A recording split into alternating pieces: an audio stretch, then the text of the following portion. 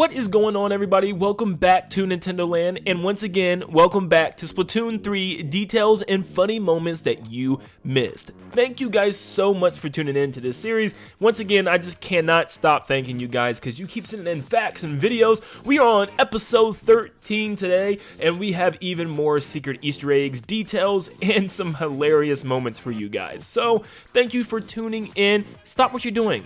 I need you to make sure that you leave a like and subscribe because we are trying to reach 200,000 subs by the end of the year, and we can definitely do so. You guys absolutely tore it up last video by subscribing, so if you're new, you're going to want to subscribe because there's a lot of videos like this and even some more fun things coming in the future. You better subscribe. Little Judd is watching you. Like always, if you have any interesting facts you want to comment down below, any at all, make sure you do so to appear in the next video. And if you have any videos you want to send me via Nin10doland on Twitter. Alright, let's jump into the videos. So right after finishing Phase 3 and before you enter Phase 4, you can go on the lookout area and look down and you can see Callie, Marie, and Agent 3 just standing there off in the distance. But since they're so far away and not really supposed to be looked at, they're actually like T-posing and not really moving over there. They're kind of frozen in place, and yeah, I don't think we're supposed to see them. Actually, I think they're supposed to technically be following, you know, your player, because at the end, they all appear at the very top where the rocket's about to launch and they see Captain Cuttlefish,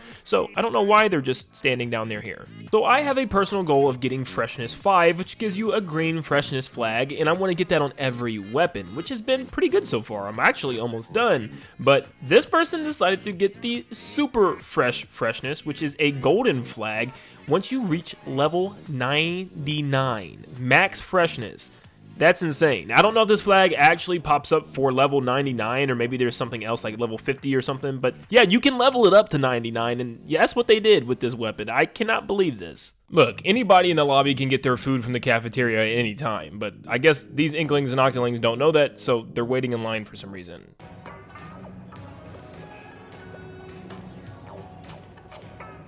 Fighting Mr. Grizz, eventually you'll get to his final phase, and you don't actually have to go fight him. You can actually turn around and go all the way back to the very front of the rocket, or technically the bottom of the rocket. And yeah, down here, he can still try to fire things at you, throwing these giant missiles at you from all the way to the tip of the rocket. It's kind of insane. He can still see you as well, so definitely use this time to take in all the space around you, but make sure you watch out for Mr. Grizz. He still has his eyes on you. Some people just disappear from the game when they lag out, like normal people, but then some have to have a very fascinating exit where they just kind of raise up and get taken by Vecna from Stranger Things.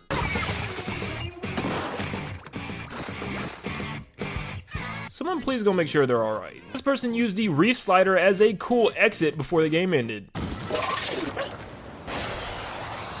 Yep, you saw that right. They just drifted their way back to the helicopter. This is some cool moves for sure. So in Splatoon 1 and 2, there's special dialogue when you refight the bosses again, and the same thing is back once again in Splatoon 3. So here's some of the dialogue you get. In fighting Fry at the very beginning, Agent 2 says, "Something tells me Fry hasn't learned her lesson." And Agent 1 chimes in to say, "Aha, you're probably right. She's a feisty one." And here's Fry's new dialogue before the battle starts.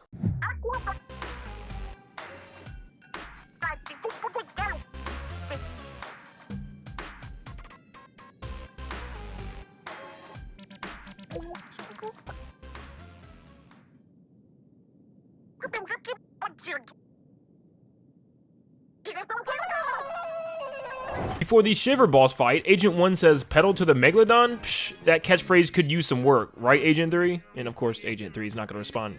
They don't talk. But this is Shiver's new dialogue.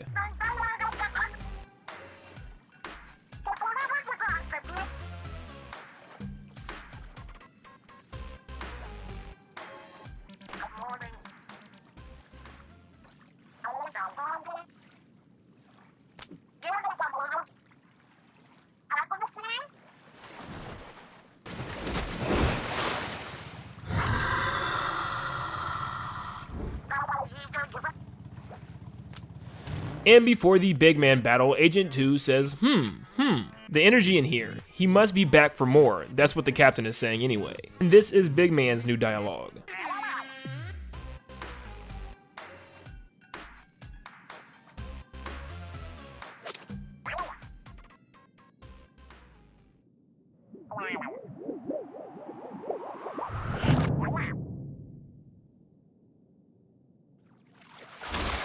Now, I'm not quite sure if Mr. Grizz had different dialogue the second time around. I didn't really get to check that too much, so if he does, definitely let me know and I'll cover that in the next video.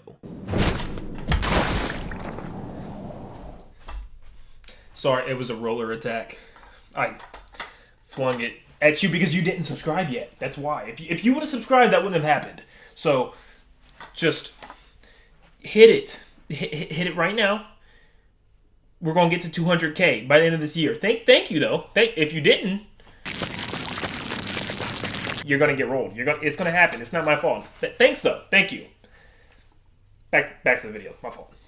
So this glitch in Sturgeon Shipyard is now patched, so you can't do it, but it's still fun to watch. You can actually get under this drawbridge area and kind of just stand down there without dying, and yeah, you can kind of like play toss with your friends or just kind of check them out, but yeah, you can't do this anymore unfortunately, but it was pretty cool while it lasted. Let's face it, Kohozuna has a huge stomach, and it's so huge in fact it can actually warp you through the stage itself, so definitely make sure you're nowhere near this thing when it's moving around. The new Pokemon Splatfest is among us, and there's some really interesting facts with the shirts, because there's a nice little hidden detail that Nintendo gave us. Depending on the team you picked, you better pick water because they're winning. You know that you can have the green, red, or blue shirt depending on what type you chose. If you look closely, you'll see splat marks of the type that actually works best against that type. For instance, the green shirt for grass has red splats because fire is good against grass, and then the red shirt has blue splats because water is good against fire, and the blue shirt has green splats obviously because grass is strong against water. It's a small little detail, but it's so clever. Here is a Salmon Run event tip. When you get to the event where the tornado appears in the background and starts launching tons of salmon at you,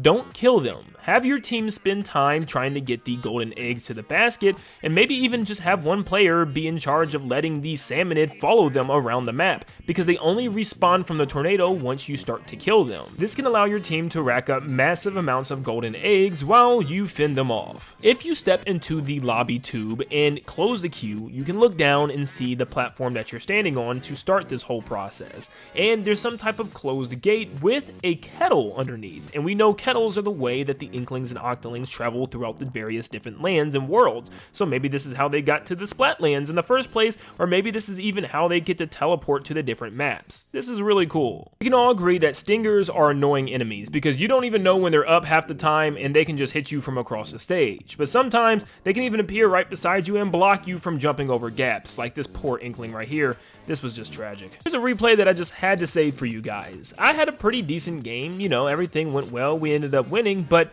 it's not the game that I had to record. It's actually the very end when they showed the map at the end. Look at this.